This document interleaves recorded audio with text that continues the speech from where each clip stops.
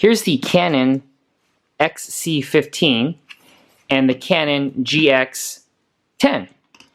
I was in the market for a 1-inch sensor camcorder that would match my Canon C100 Mark IIs that I often shoot with. These two cameras are similar in a lot of ways, and I wanted to do a little test and see which one would suit my needs better. I feel like they have the exact same sensor. They're both 1-inch sensors.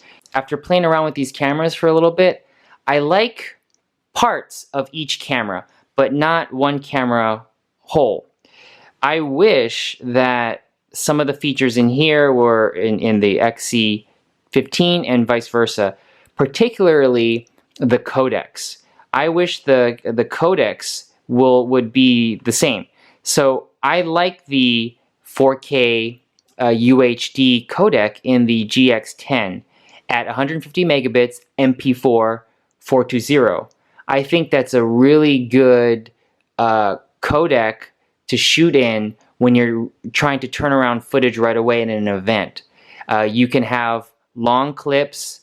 They both have unlimited record times based on your SD card or a CFast card. So that's not a problem. 150 megabytes is like a good size for me for 4K MP4. But then this camera, when you want to use 4K, you can only shoot 4K to the CFast card, CFast 2.0, which are very expensive cards. This is a 256 gigabyte card. I think this is, what, $700 maybe? I don't know why you couldn't shoot the 4K to an SD card. The codecs in here are MXF.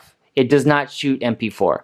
This shoots MP4, this is MXF. Differences, MXF, that is 35 megabits in HD, and then in the UHD 4K, it's either 305 megabits or 205 megabits, which is, I think, the same bit rate as the Canon C300 Mark II. 422 8-bit, 420 8-bit. Larger data rates, more economical data rates. With picture profiles, if I'm going to intercut these with my cinema cameras, I would want to have log or wide DR. XC15 has wide DR and Canon log. Not log 2 or 3, but the first log, amongst other picture profiles, and you could program other picture profiles into this camera like you can with other DSLRs. The GX10, so far I haven't I haven't read through the manual all the way, but I don't think you could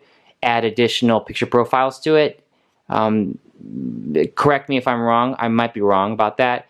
And I've only seen three picture profiles that I could access. One of them is the standard colored profile, whatever the standard out of the box you get from the Vixia and the XF. That doesn't look too good. It's really contrasty. It's very video-like. Then you get the wide DR, which is what I recommend everyone shoot this camera at. And then you get a monochrome picture profile. So those are your only options. And this, you get a lot more picture profiles. So intercutting it with the cinema cameras is better with this camera. So I don't really know with the cameras which one I should keep to complement as a B cam or C cam. I might keep both of them, even though they have a very similar 1-inch sensor, if not the same 1-inch sensor, and they do a lot of the same things. Canon is really strategic at how they release their products and exclude certain features in products that there's no other reason to exclude it from other than protecting their other lines of camcorders and cameras.